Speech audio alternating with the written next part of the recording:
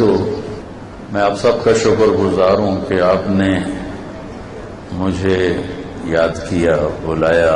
اللہ تعالیٰ میرے دوست عزیز اللہ کا بھلا کرے۔ میں سویا ہوا تھا اس رخ، انہوں نے مجھے یہاں سے پکڑا، جمعے کا دن کیا ہے، بڑا ضروری کام ہے، اٹھی۔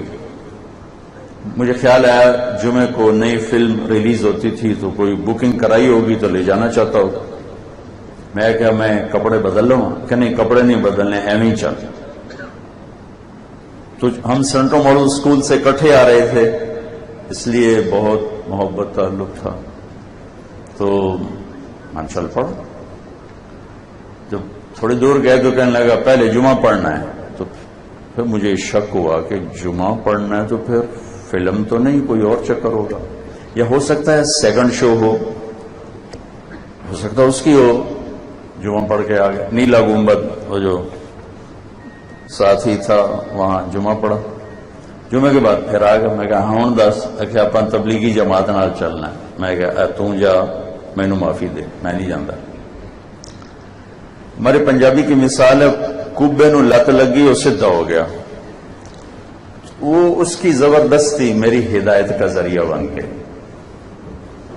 اللہ نے مجھے اس راستے پہ چلا دیا، نہ فیملی بیک گراؤنڈ ایسا، نہ اپنا ذوق شوق ایسا۔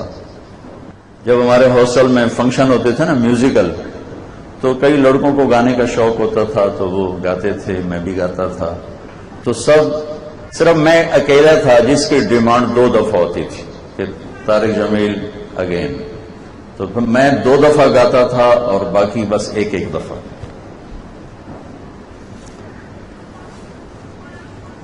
وہیں سے میں نے 4 مہینے تبلیغ کا ارادہ کر لیا۔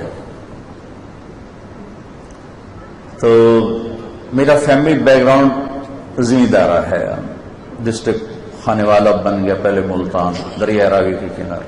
4 مہینے کے بعد جب میں نے اعلان کیا کہ میں اب کالج نہیں پڑھوں گا، میں مولوی بنوں گا، تو میں تمہیں کیا بتاؤں کہ کیا گزری، کیا بیتی، اور کتنا کچھ جو سانس سے نکلی ہے وہ دھن سب نے سنی ہے، جو تار پہ گزری ہے وہ کس دل کو پتا ہے، جو مجھے گالیاں سننی پڑی اور لان تان۔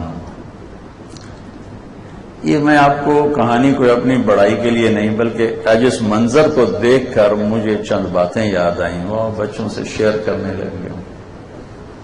باپ نے بولنا چھوڑ دیا، ماں نے بولنا چھوڑ دیا، چاچے تائے۔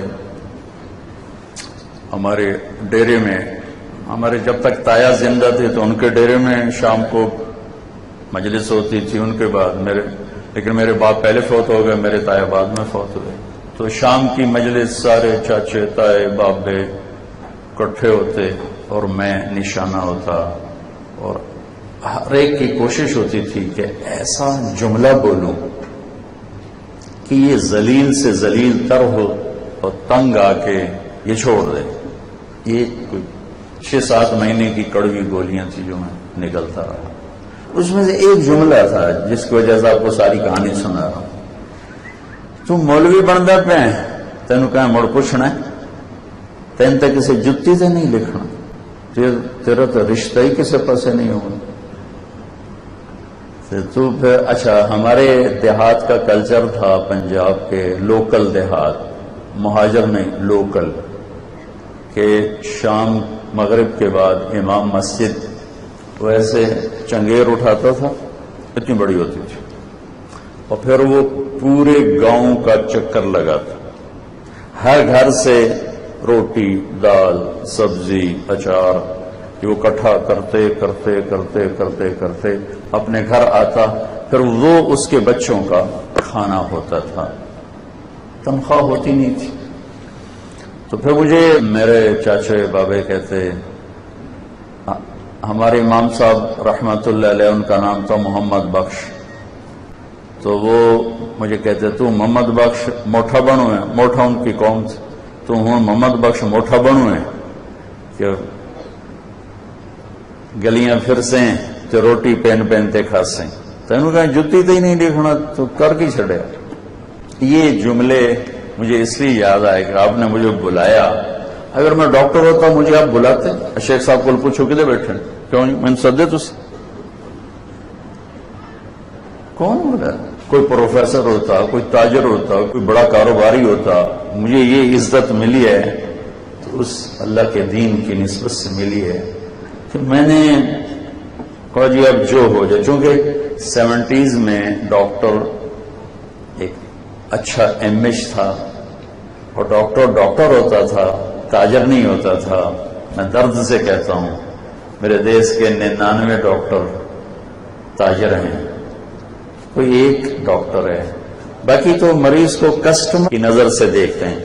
وکیل کے پاس مظلوم آتا وہ کہتا ہے گاہک آ گیا, میرا دیش زوال کی پستی میں ہے, کس کس کا دکھڑا روں, تنہا داغ داغ شد پمبا کجا نہ ہم, کہاں کہاں پھمبے رکھوں, کہاں کہاں مرہم لگاؤں. تو میں شیخ صاحب کا آپ سب بچوں کا شکر گزار ہوں. میں نے اس کو برداشت کیا. مجھے بھی پتا تھا کہ میں مولوی بن رہا ہوں تو مجھے کوئی سلام بھی نہیں کرے گا, کیونکہ اتنا اس وقت اس کا تاثر عجیب تھا. پھر 23 نومبر 1972 ہفتے کا دن تھا. صبح کے 8 بجے ہوں گے یا 9. تو میں ناشتہ کر رہا تھا برآمدے میں. میرے والد رحمت اللہ علیہ وہ گھر میں داخل ہوئے. انہیں سفید چادر, یہ شلوار تو دیہاتوں میں اب آگے, ورنہ ہمارے سارے بڑے, حتیٰ کہ ہماری دادیاں نانیاں سب چادر باندھتی تھی, شلوار کو نہیں پہنتا تھا, چادر اور اوپر لمبا کرتا.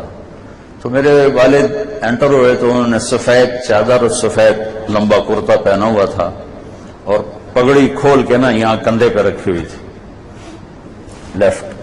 مجھے دیکھنے کا پارا چڑھا ایک دم, کہنے کہ یہ تو مولوی بننا ہے, تو میرے گاڑی چوں نکل گیا. میں ایسے بغیر زاد راہ کے اندیکھی راہوں پر چل پڑا. گھر کے سارے آرام راحتیں سب کچھ چھوڑ دی. مجھے نہیں خبر تھی کہ میرا اللہ میرے بارے میں کیا فیصلے کر چکا.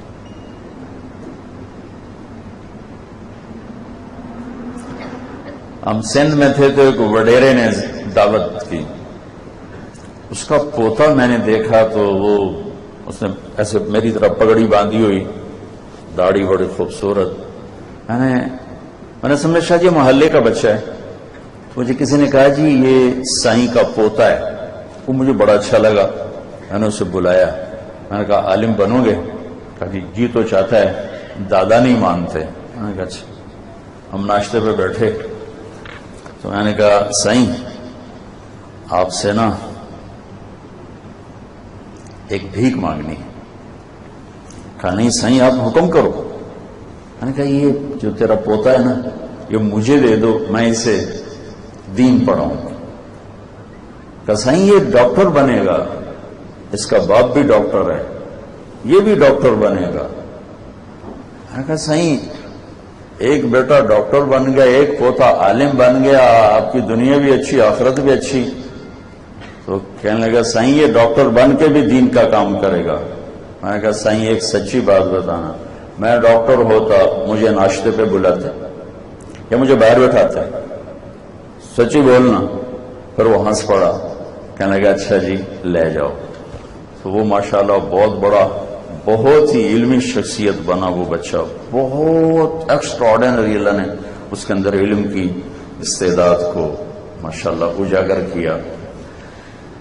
یہ تھوڑی سی کہانی سنائی ہے. ایسے آدمی میں اپنے ماضی سے رشتہ کاٹ نہیں سکتا, توڑ نہیں سکتا.